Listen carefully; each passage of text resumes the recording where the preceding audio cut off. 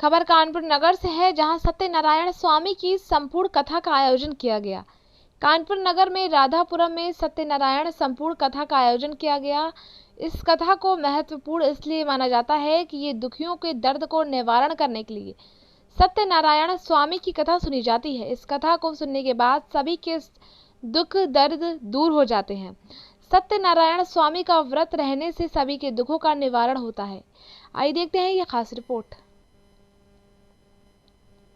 हे मुनीस्तमो, ब्राह्मण और लकड़हारा की तो कथा कह चुका हूँ। अब जिसने इस व्रत को भूतल पर किया है वो कह रहा हूँ, ध्यान से। प्राचीन समय में एक उल्कामुख नाम का राजा था। वो राजा जितेंद्र सत्यवादी और देव मंदिर में प्रति जाने वाला था। वो देवालय में जाकर के ब्राह्मणों को इतना धन देता था कि ब्राह्मण संतुष्ट हो जाते थे। और उल्कामुख राजा की जो पत्नी थी ना, वो कमल के तुल्य मुख वाली तथा सती थी। सती वो इस प्रकार की थी, एक धर्म एक व्रत नेमा और काय बचन मन पति पद प्रेमा।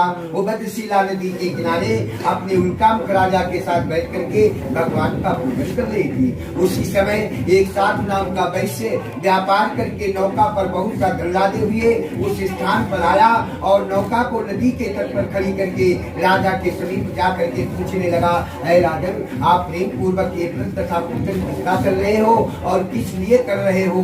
आप विस्तार पूर्वक वर्णन कीजिए, मैं सुनना चाहता हूँ। सभी जैसा कि पूर्व कवि कहे, राजा ने कहा, है साधु वैश्य, मैं भगवान सत्यदेव प्रभु का विधान के साथ व्रत तथा पूजन कर रहा हूँ अपने बंधुओं के से। इस पूजन का अर्थ ये है कि मेरे पास में राज संपदा सब कुछ है, परंतु पुत्र नहीं है। पुत्र ही की इच्छा के लिए व्रत तथा पूजन कर रहा हूँ, क्योंकि पति बिन सोनी मांग, अरे पुत्र बिन है घर सोना।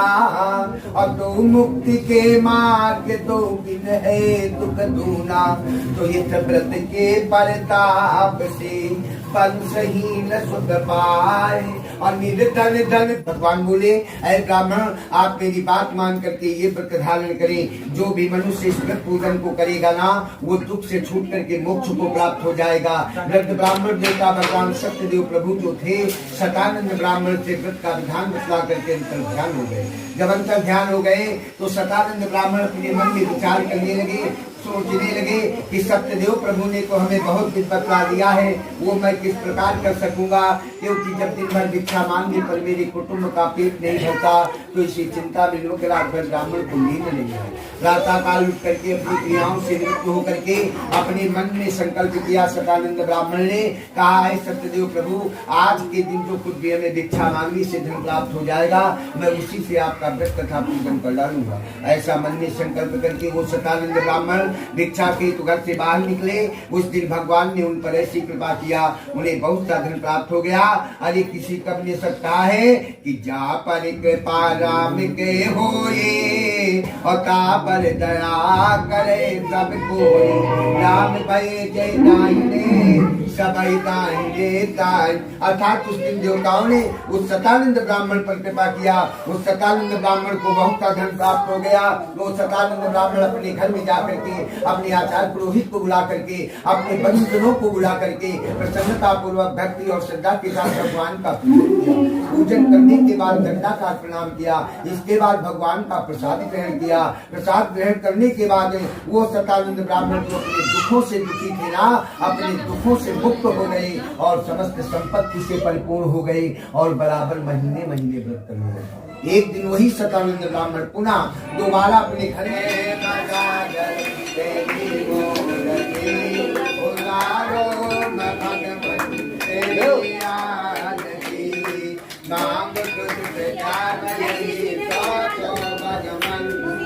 जिंदगी जब तेरे नाम सब कुछ मेरा,